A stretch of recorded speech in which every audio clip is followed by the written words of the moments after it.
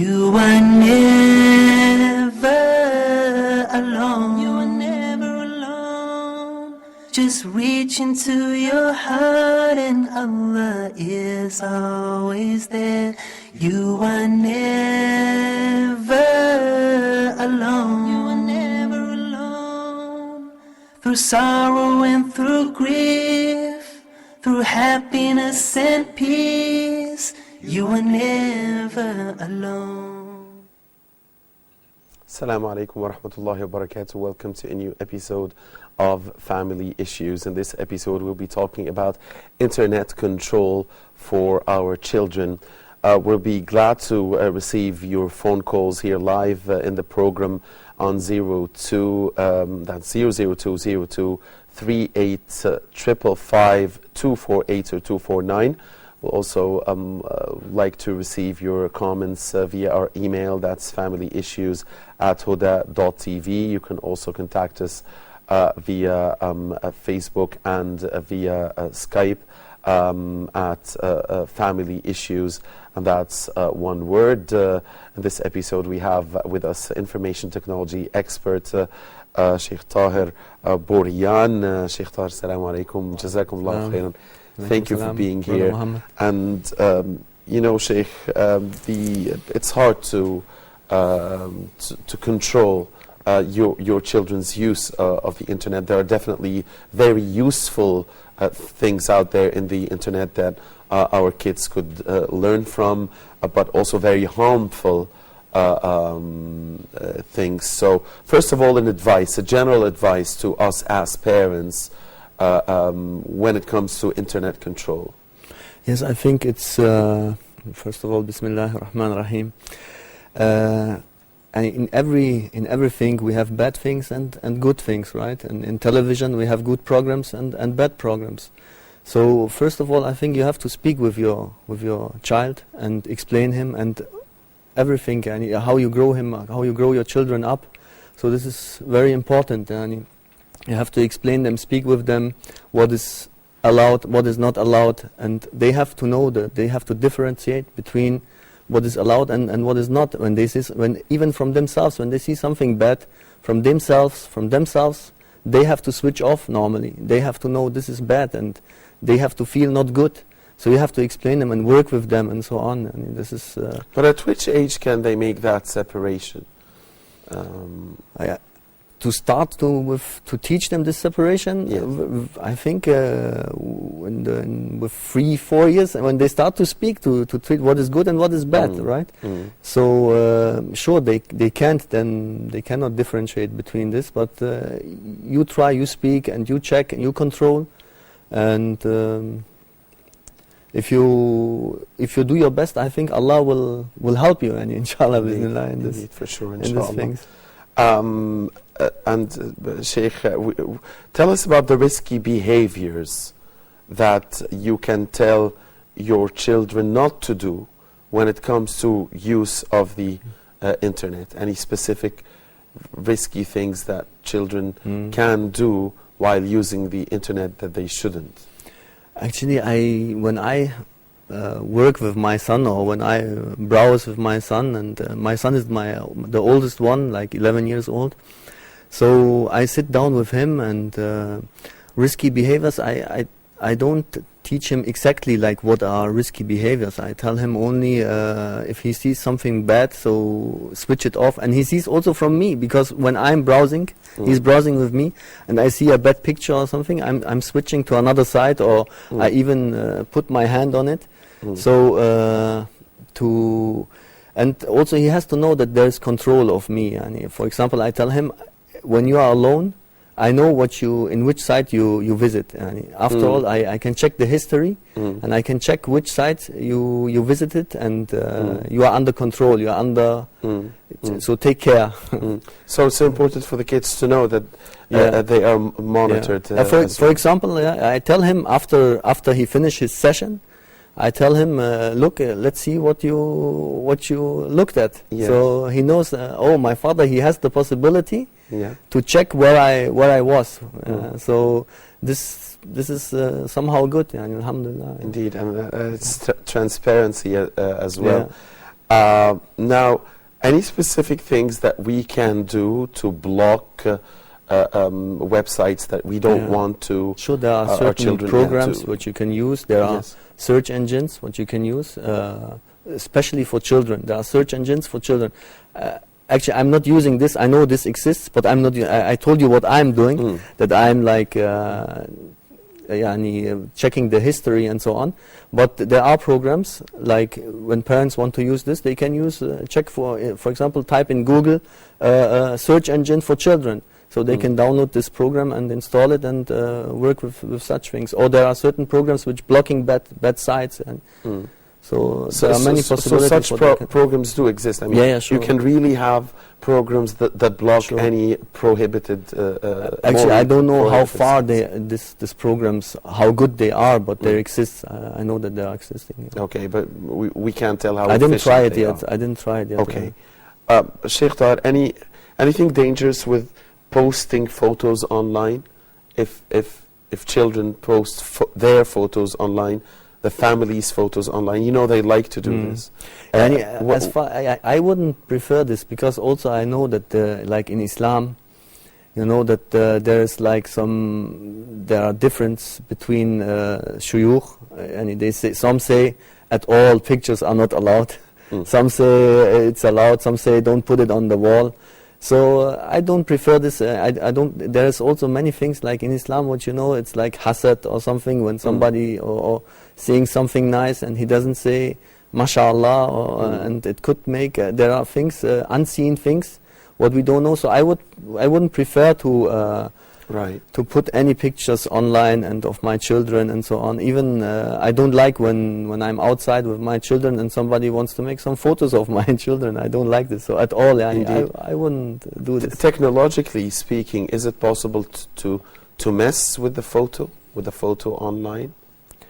You mean to check if somebody to make a blog to upload the photos? No, I mean that you have a certain picture online, so somebody else messes with that picture. Sure, he can download it. Sure, he can click on the right mouse and say save picture as and put it on his desktop. Sure. Right. And he can make some changes, some deformations, sure. And you know there are many, let's say, stupid people now, especially what you hear now in Europe and so on, what they make with children, really bad things. And so I wouldn't prefer that my child is my child is like about now 10 years old. He doesn't know how to upload pictures, alhamdulillah. So now tell us, Sheikh, about the difference between getting exposed to the internet here in Egypt, for instance, as opposed to the situation in Germany, where you come from. I think there's sure a difference between Egypt and Germany. Actually, when I browse, I don't differentiate also between Germany and Egypt. But as far as I know, also the media is different. If you see the TV channels and so on, so you don't find such bad things as you find in Europe. You will find the same in internet. You will find the same. So. Also, you will find bad things in Egyptian sites, maybe, but not as bad as you find in Europe. So it's easier when it comes to internet control. It's easier for those who are living in Muslim countries like Egypt than it is for those living in the West. Or is it? I think you can with internet you can access every site, and this is maybe. The loading of the site will take a little bit longer if you are in Egypt, if you access a site in the US, a server from there. But you can access everything. So you have to control your children to try. And there are many possibilities. You can put the PC in the living room. If he's playing, the PC stands in the living room, not in his room. So he knows that somebody can look over his shoulder, or he or she, whoever. You can do many things. You can sit down. Do you advise state control here, or would this immediately face, accusations of blocking, freedom of expression and so on? From which side? Do you State mean? control, government control. Government control. Would you advise government control of I think I would. Sure. If if there would be like a good Islamic country, I would advise this to make such control, because there are very, very bad pornographic sites and so on, sexual sites. So if this would be done by the government, it would be very good to control television, to control internet. It would be fantastic from my side. And so this would like decrease my work if I know that the government is like controlling this thing. This would decrease my work, and I would feel more safety in each matter, not only in internet, in television, in radio, in everything. When he's going out to the street, therefore, as Muslims, we want to have Sharia, right? Because we know that there's a it's less work for us, right? We know there is another power who can control our kids when we let them out and so on. So if these efforts to block prohibited sites are done by the government now, how efficient can the process be, technologically speaking? Again, I mean, how? Yeah, I think I think Iran and China and so they are doing this. They are blocking some sites, and I think it's sure if it's efficient it's enough. It's not going to be 100% efficient. Yeah, it's not 100%, but it's efficient enough for children. It's not efficient enough for specialists. They can go into each site maybe and can come from the back door and so on. So, but for children, it's very good. There's no. Now you mentioned something very interesting and important, and logical thinking would have led, I assume, any parent to that, is that the parent can, by checking the history of the sites visited, know what his children exactly did when he was away with the computer, with the internet. But once these children grow up, I mean, and what they learn in school, and especially if they are very smart, I mean, they could find be the back door. Yeah, they can find a back door. Of course, you will then discover that maybe the history has been messed with. So you will also know that if your own child did that, but what else can we do? Again, technologically speaking. Because you can't be standing, Yeah, there's. I think it's the same matter with everything. Like the thief. They will a thief from a car. They are always making new technology to trick the thief cannot steal the car, but they will always the thieves they will always find a way. So I think in the end, it's Allah who is protecting. In the end, you have to speak with your children. You have to teach them. You have to learn them Islam. To check that you can be also calm inside in yourself, that when you know that your child is praying the Fajr prayer, and so you can be calm and you know that your child will not enter the sites and he will fear Allah. Subhanallah. I had a nice I was now in Germany, and my child, in Germany it's not like in Egypt, sure. So my son, he saw a pair, teenagers kissing each other, So he said, "Look, father, what they are doing. Haram," he said, He said, "Subhanallah, haram. You will never find this in Egypt on the street. The police will come and hit them and take them to the prison." Which is not the case, by the way. I mean, the police could do this in Saudi Arabia. But I think they would do this because in Europe they are very intimate. You will not find this here in the Arabic, because maybe not because of Sharia or because of the laws, but because of the culture. They will not do this because of the culture, right? Yeah, of course. Yeah. Compared to Europe or the West in general, it is minimal in a country like Egypt. But I'm saying police intervention would only happen in a country that applies strict Sharia laws concerning these matters. So this is also the environment which is teaching him. He grew up now in an Arabic state. I don't say Islamic, I say Arabic state. So the environment is teaching him. And so he even said, "Oh, this wouldn't be allowed. This is even not at home allowed. And this is haram." Subhanallah. So it's very important. And I don't say my children are now angels or something like this, but this is not. It's not my work. And it's the work of the environment, of the school, and so on, and everything. And so we have to do the best that they from themselves know what is bad and what is good, and what is haram, what is halal.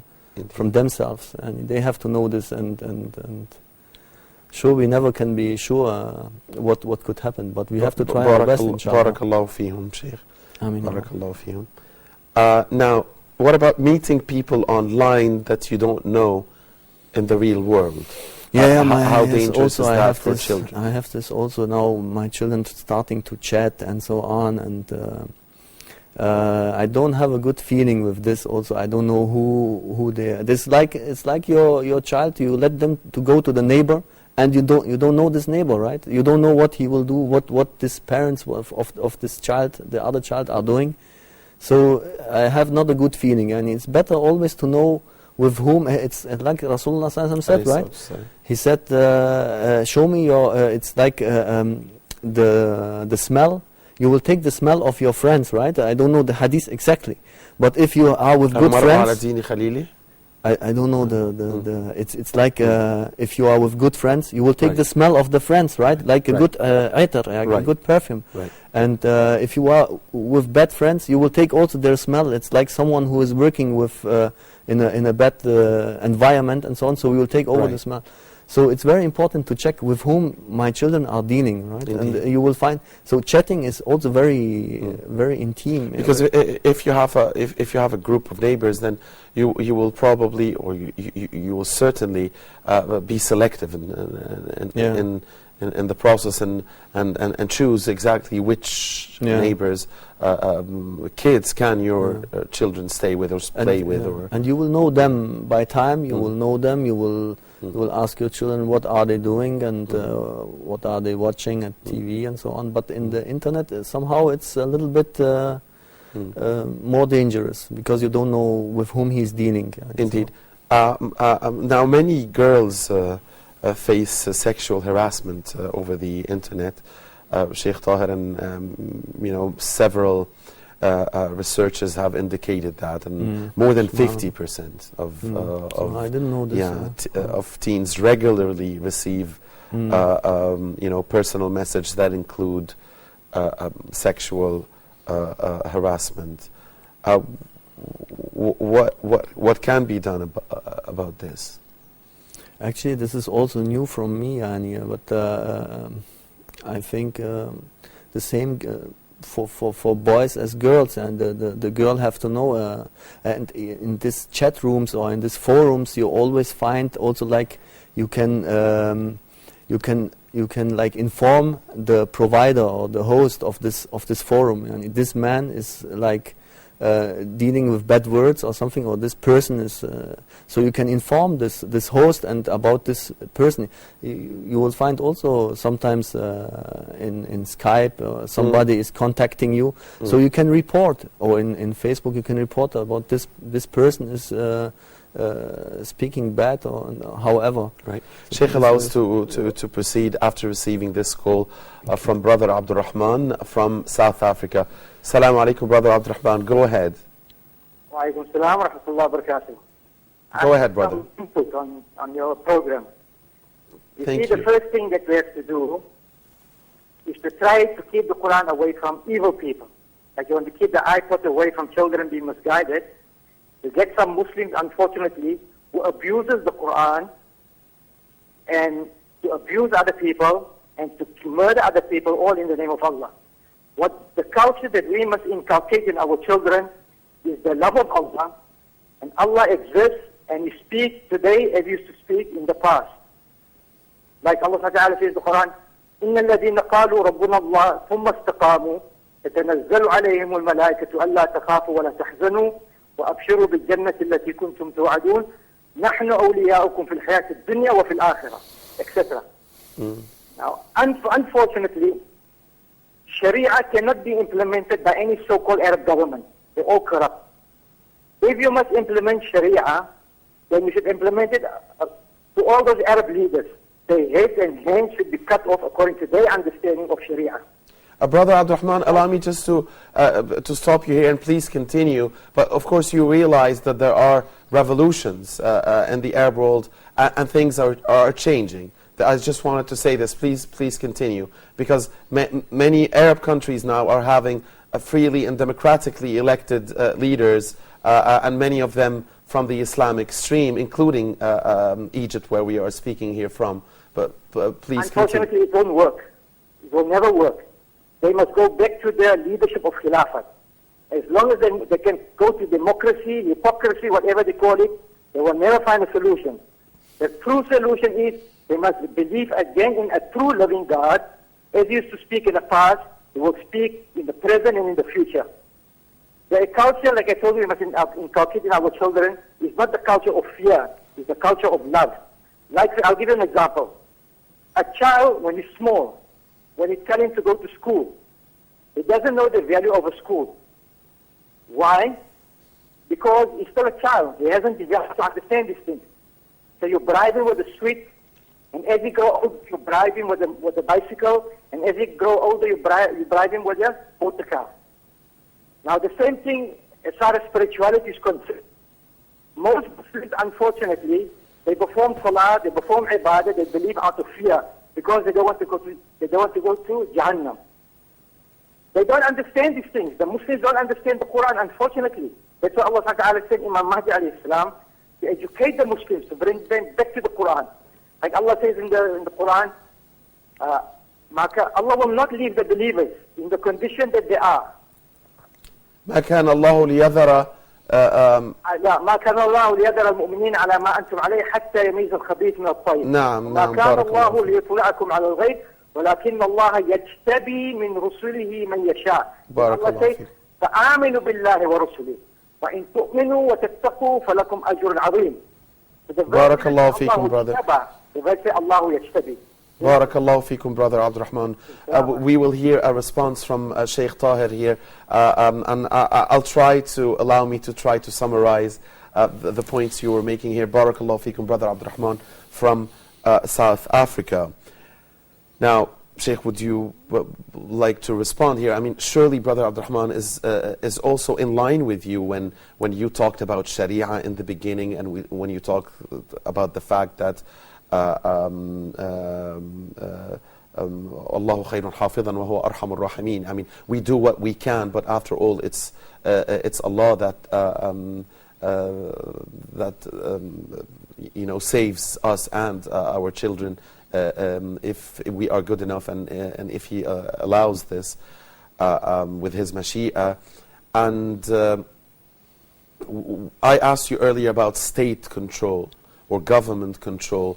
And the brother from South Africa was also, talking about this, the fact that we need to be in a society that really commits itself to Kitab Allah wa Sunnati Rasuli, and really applies Sharia, not some parts of it while leaving others. And in a society, allow me to add, in a society that calls for al-amr bil-ma'ruf wa nahy al-munkar, because Allah subhanahu wa ta'ala says in the Holy Quran, kuntum khayra ummatin ukhrijat lin-nas ta'muruna bil-ma'ruf wa tanhawna 'anil munkar. So, and you know how sensitive this is for many in our societies. Just when you talk about amr bil-ma'ruf and nahy 'anil munkar, although Allah subhanahu wa ta'ala has made it very clear in His holy book that the reason why you are the best of ummahs, or part of the reasons at least, kuntum khayra ummatin ukhrijat lin-nas ta'muruna bil ma'ruf wa tanhawna 'anil munkar. So, I mean, please expand on this, because as I understood from the brother from South Africa, he was saying that, whatever we do, if the governments in control are not, keen on implementing all of Sharia, and not like that you believe in some parts of the book and disbelieve in other parts, then that is the only way, to make progress and real progress. Yeah, sure. We are living now in this situation. So we, as an individual, we cannot now. We can do our best, right? And we will do our best. We try to influence our children and so on, right? Sorry. Okay. Yes. And I think we cannot. We try our best, and we influence our children, and we have no power to change the government. So we can speak with the children, we can speak with our friends, and try to change with our neighbors. We can try to change what is surrounding us, but and hope and make dua and so on. Right? This is what we can do. The brother is stating that. Sure, this is what every Muslim should want, right? When we really love Islam, so we want to have the whole environment to be Sharia. Allow me, Sheikh Tahir, to get in Sheikh Hatem Al-Hajj, the Dean of the Islamic Studies at Michigan University. Salam. Mishka University. Sheikh Dr. Hatem Al-Hajj, Assalamu alaikum. Thank you for giving us your time. And of course, you know the subject we're talking about, internet control for children. And we wanted to ask you as well, not only about the role we as parents are required to do, but the role of governments also and state in providing for environments that respects everything, not some things, everything about our Islamic laws.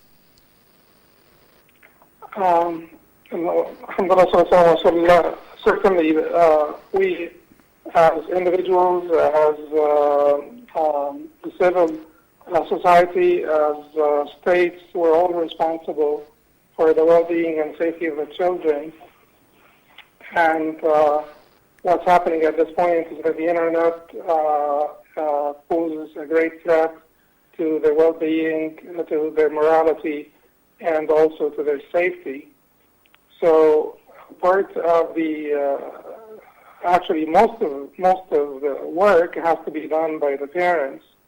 I think the reason why a lot of children go to the internet is because of some void that we need to fill with, activities or communication with strangers.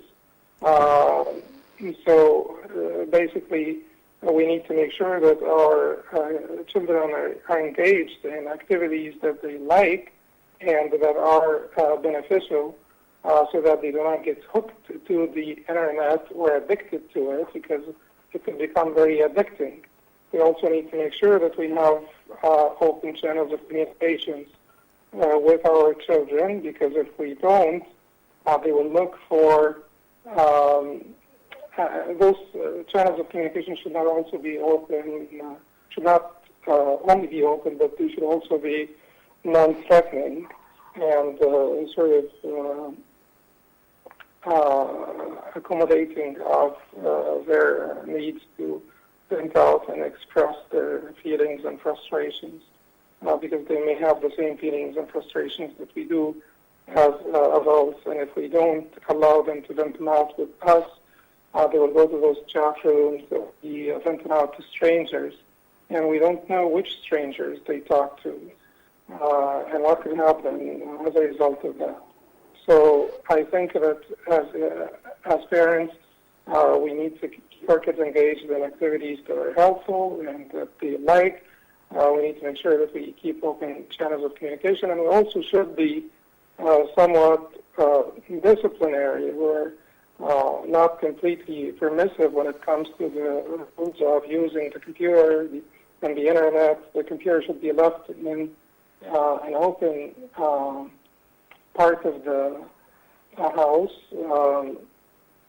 and the children should not be allowed to basically use it secretly in their own bedrooms.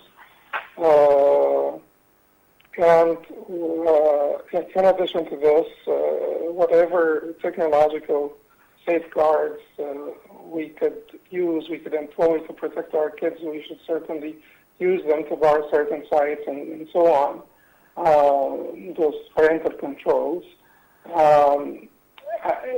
We should also reach out to the local government. We should reach out to the, like in the West, there is the Board of Ed or Education, there is local government. There are various institutions to whom we should reach out, and we should express our concerns, and we should work with other concerned parents. And often, it's not only Muslims that are concerned about the dangers that the kids may be exposed to online. It's also non-Muslims. Every sane person would be certainly concerned. There are lots of cases of rape, for instance, of girls in their teens as a result of their communication with strangers online and giving them information, personal information. So a lot of people are concerned, and we should reach out to others and just make sure that we do our part in regulating this. And from our end at home, like I said, we should do our best to protect our kids and to keep them also engaged and enriched with activities that are wholesome and at the same time desirable by them. Barakallah fikum. Dr. Hatem Al-Hajj, Dean of Islamic Studies at Mishka University. Jazakumullahu khairan. Thank you for your time. Sheikh Tahir, dear brothers and sisters, allow us to take a short break here, and when we come back, the second segment of our program here, Family Issues, talking about internet control for our children. Please stay with us. Assalamu alaikum. Alone, you are never alone.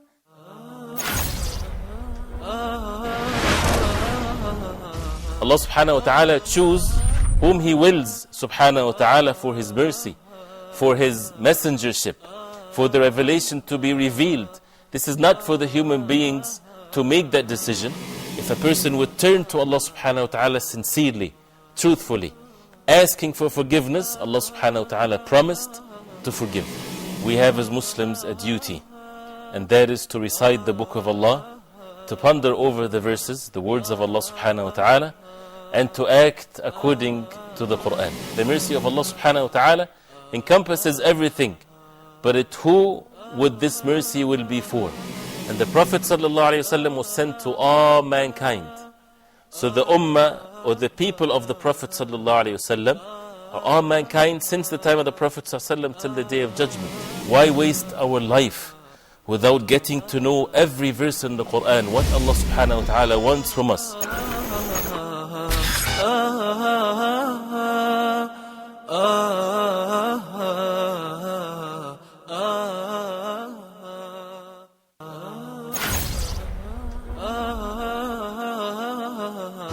Dear brothers and sisters, welcome to a new edition of Ask Huda. I have two questions.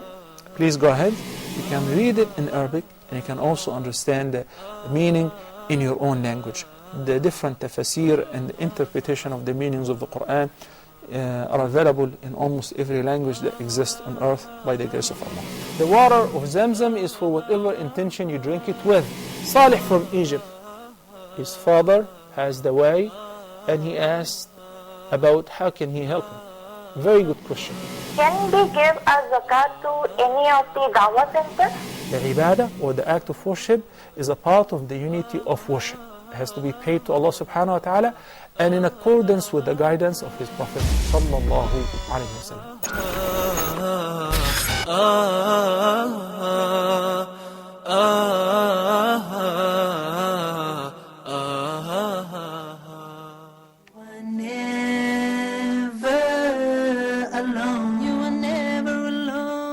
Assalamu alaikum wa rahmatullahi wa barakatuh, and welcome back.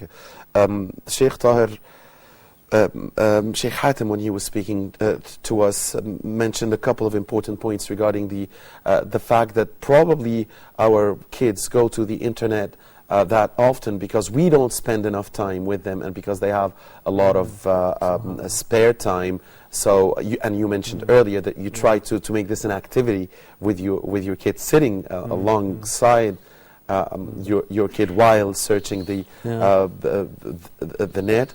And he also mentioned another important point when he talked about that the control starts from the family, and that this problem exists not only for Muslims but for non-Muslims.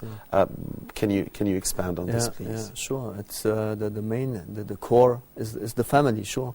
But there are the government and so on. It's also dependent on this institute.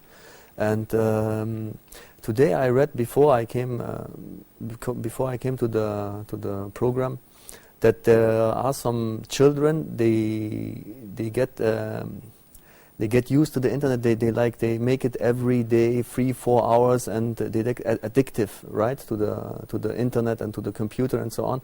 So there's like a Chinese. I read there is a Chinese professor or something.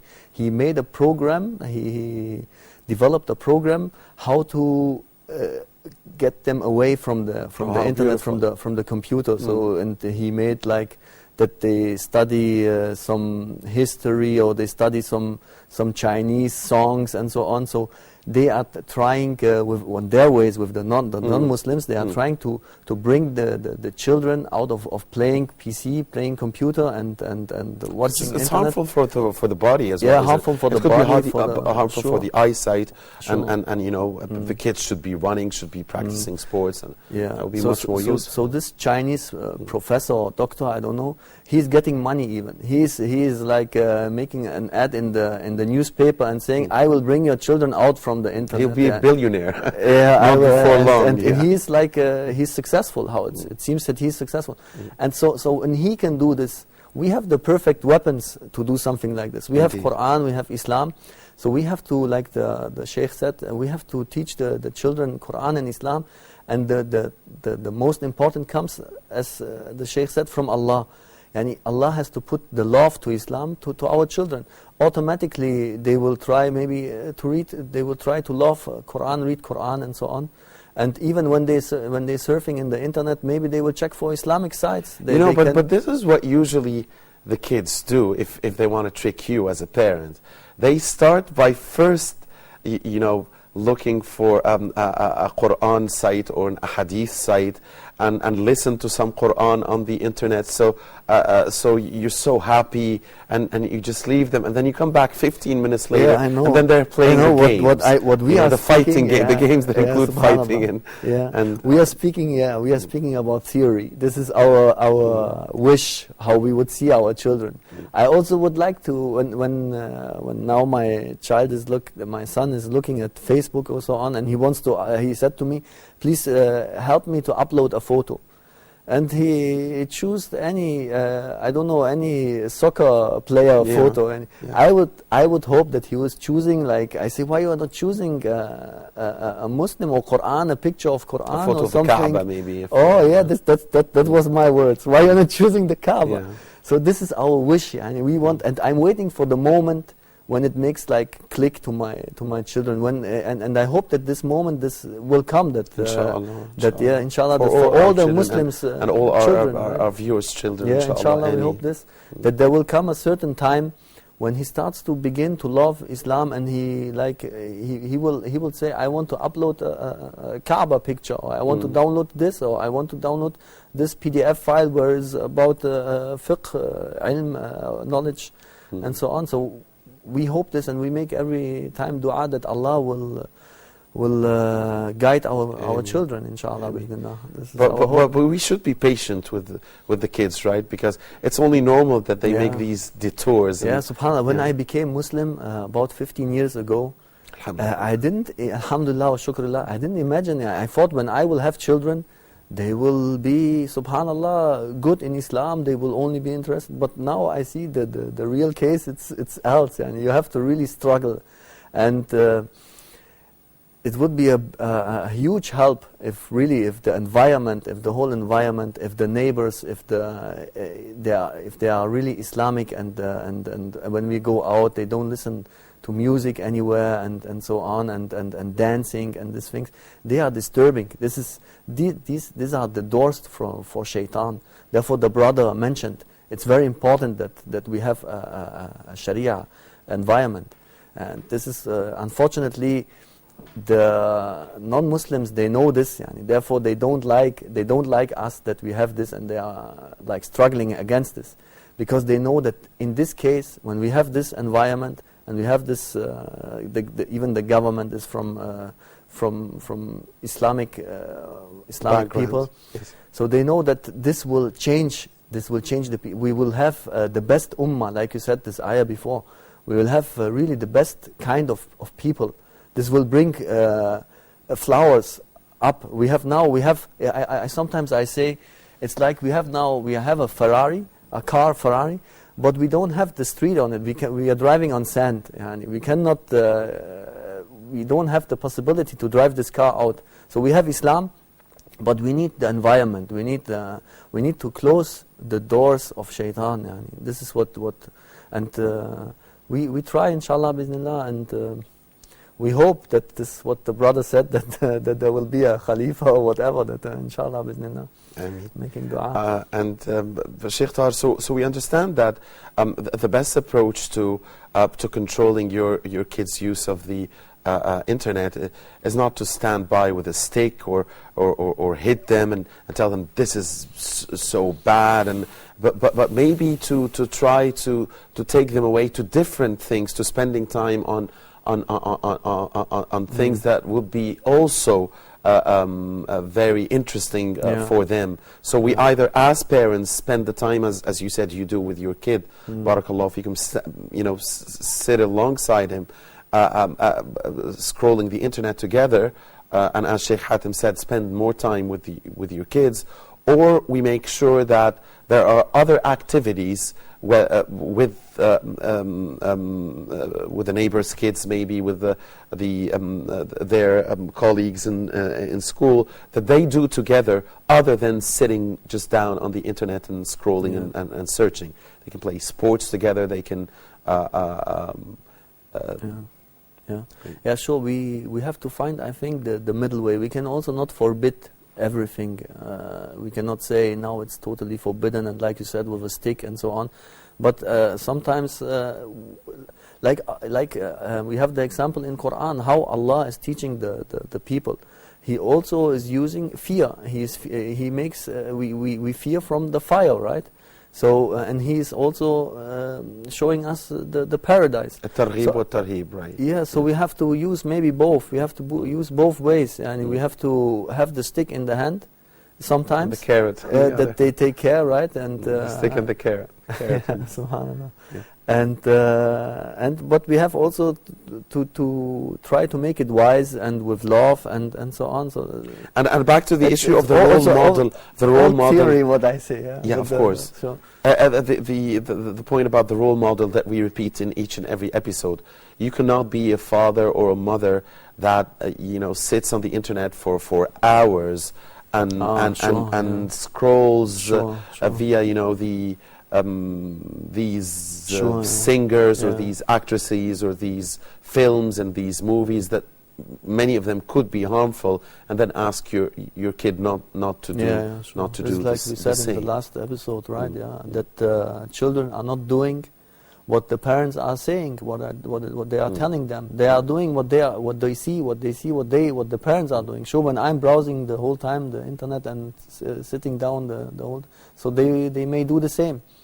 And unfortunately, sometimes I make these mistakes also. Yeah. Right, because your work could involve. Sure. This. So, but it's important to show your kids or to let them share. Would you advise that if we as parents can do our work on the internet in the middle of the house, if we have enough, if we can do it, if we have enough of a mind and a concentration to do it, that we do it in the middle of the house, so they would exactly see what we are doing on the internet, so they know that we are not watching movies, we are not playing, we're just working. Yeah, inshallah, when it's possible, when somebody has the possibility to do something like this, for sure, to work as to be a role model for the children, right? Right. And you also, as we're wrapping up, Sheikh Tahir mentioned, and also so did Sheikh Hatem and the brother Abdurrahman from South Africa, the importance of going back to Quran, going back to Sunnah. So, and we all know that our kids love nothing more than for us to spend time with them. So if we spend more time with them, and if we talk about hadith, and if we talk about stories of prophets and stories of Sahaba, and that would be a useful way in controlling their internet use. I think also important, like we said, like the whole time, it's like the environment, and for example, where the kids are growing up. And for example, my children, alhamdulillah, I brought them now to Egypt, so they have like Quran and hadith. They are learning it at school. So the problem here is like when they come home, they learned a lot of Quran in school, they learned a lot of hadith and Arabic, so they want to a little bit to relax. So they will not relax in reading Quran. So they are like, for them, but if you tell them, repeat to me what you memorized, they will probably want to do it. No, actually, I don't think so. No, Okay. they will. If they are young, they would. If they're younger, yeah, very young. Yeah. But 3, 4, 5. This, but, no, but maybe but they not will, not the 11, not the 10s. Sure, and the 11s. they will they wanna say, I repeated it now 2-3 hours to the Yeah, they teacher, wanna so play. I will not repeat it now to you. Exactly. So, but the case is else if they're growing up in Europe, I think, because then they have nothing in school, nothing, no Quran, no Hadith, nothing. So there's more possibility to teach them at home. You have to teach them at home, because then they will have zero with you. And the best thing is, like we said, the role model is the best thing. You have to live it. And when you entering the house, you have to say the dua.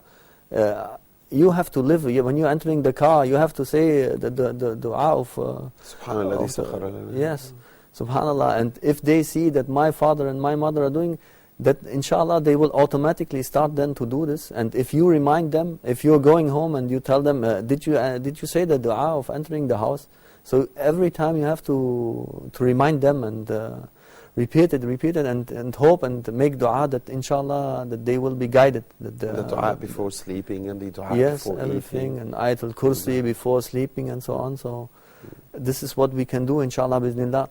For sure, when we know that... That's the legacy you will leave. These were the words of Sheikh Zaid from the US in the last episode, when he said, every parent should leave a legacy. Yeah, so that would be the legacy you'd be leaving. They will remember you when they grow up and they're not with you anymore. They will remember that our dad used to tell us, say this dua before we sleep, and say this dua before we eat, and so on. Or tell them any stories of the Sahaba before they sleep and so on. So it would be. This is very nice if you know this. Otherwise, maybe you can buy a book or even use the internet for this. You can use the internet check you can check for a story, or there are many cartoons what you can use. The great Sahaba, many cartoons how they entered, how they opened Istanbul and so on, and such things. The boys like something like this, and it is good, because also the strong Muslim is better than the Indeed, barakallah fi. Yes. Indeed, on that great note, we must end it here. No better note to end it than the strong Muslim is better indeed than the weaker one. These are the Prophet sallallahu alaihi wasallam's words. Thank you very much, Sheikh Tahir Bourian from Germany. Thank you very much. Jazakumullahu khairan. Waiting to see you soon, inshallah. And dear brothers and sisters, thank you for watching this episode of Family Issues. Until we meet again next week, same time, inshallah. Assalamu alaikum wa rahmatullahi wa barakatuh. You are never alone, through sorrow and through grief. through happiness and peace. You are never alone. So now, as you long for your past, prepare for your future, but knowing nothing's gonna last. You see, this life is but a road, a straight and narrow path to our final abode. So travel well, O Muslim, and paradise will be your home. And always remember that you are never alone.